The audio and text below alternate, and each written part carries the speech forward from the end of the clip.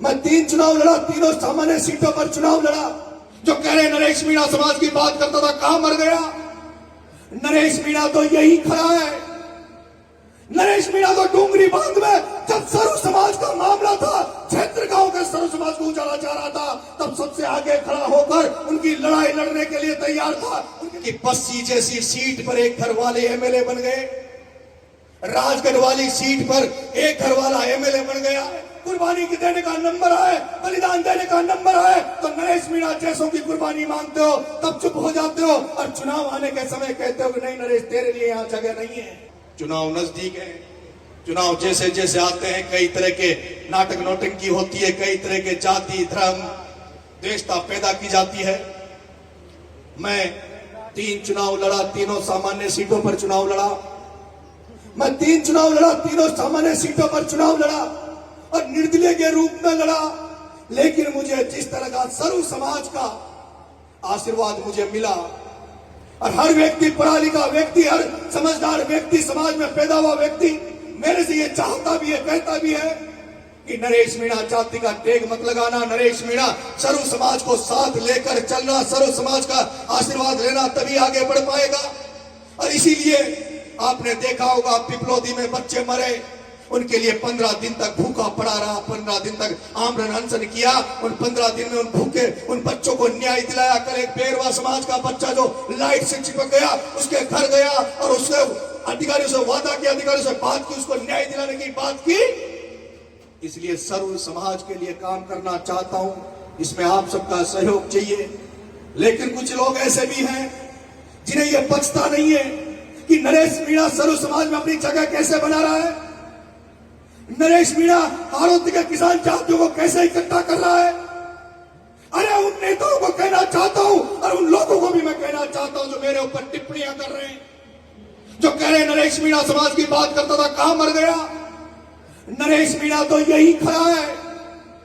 नरेश मीणा तो डूंगरी बांध में जब सर्व समाज का मामला था, क्षेत्र गांव के सर्व समाज को उजाला जा रहा था, तब सबसे आगे खड़ा होकर उनकी लड़ाई लड़ने के लिए तैयार था, उनके लिए जेल जाने पटरी रोकने के लिए तैयार था।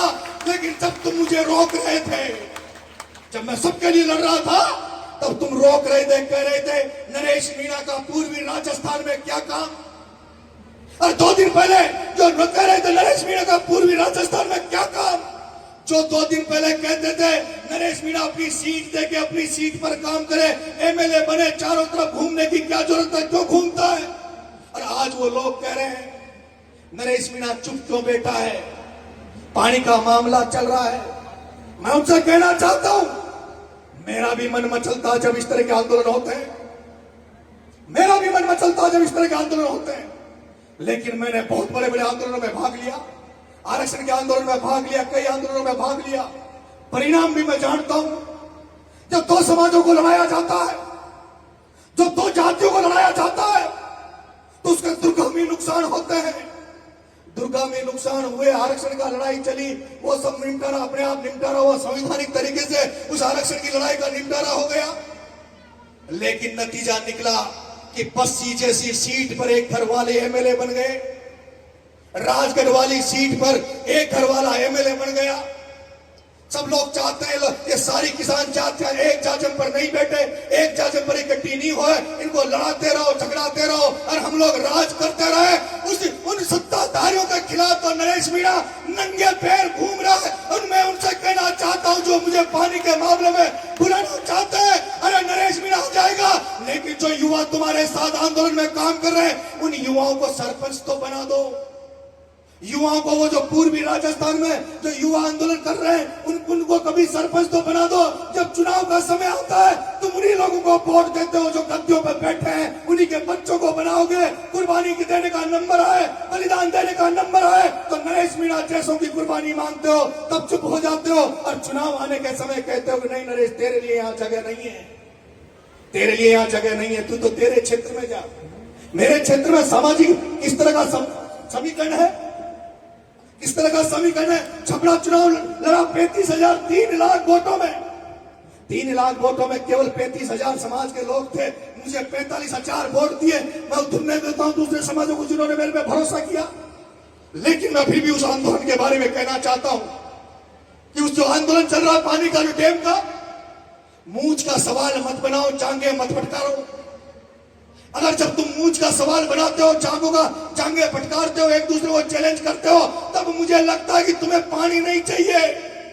तुम्हें पानी नहीं चाहिए, तुम तो राजनीति कर रहे हो, तुम तो राजनीतिक रोटियां सेक रहे हो। अगर तुम्हें पानी चाहिए तो हाथ जोड़ो, कहो कि हम भी किसान हैं, तुम भी किसान हो, तुम भी पड़ोसी हो, पड़ोस में रहना है, एक पेड़ पे रहना है, 7 बार रहना है, जिंदगी भर साथ में रहना है।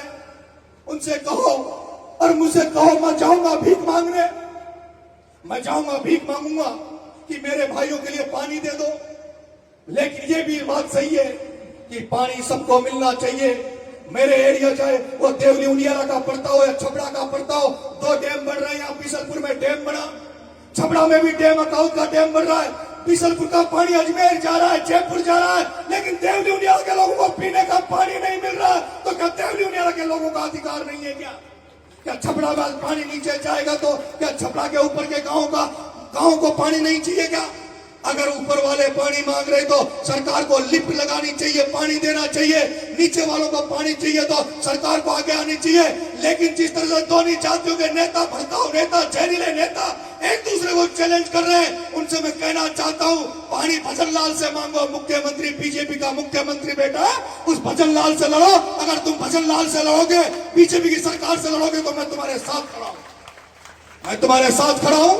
लेकिन 2 समाजों में लड़ाई के बीच में द्वेषता फैलाने नहीं आऊंगा। चाहे मुझे समाज बहिष्कृत कर दे, मुझे मंजूर है, लेकिन 2 समाजों को लड़ते हुए नरेश मीणा नहीं देखना चाहता। अरे हम हरौती में, हमारे यहाँ कोटा, बूंदी, बारा, झालावाड़ में हम रहते हैं। रामनाथ जी भी पीड़ित रहे बरसों से, मैं भी राजनीति का पीड़ित हूँ। 4-4 वोट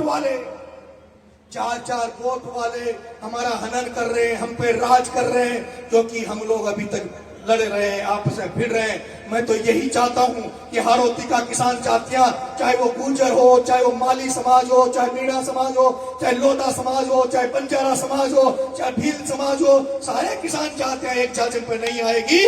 वो व्यापारी, वो धन्ना सेठ जो हारोती में बैठे वो हट नहीं सकते। उन धन्ना सेठों को हटाने के लिए तो नंगे पैर तपस्या कर रहा हूं, सपना देख रहा हूं कि उन धन्ना सेठों को हटाऊं। और वो धन्ना सेठ जब भी हट सकते हैं, जब सारी किसान जातियां एक हो जाएगी। उसका प्रण लेकर आगे बढ़ रहा हूं। उम्मीद है आप सबका आशीर्वाद मेरे पे बना रहेगा। बहुत बहुत धन्यवाद।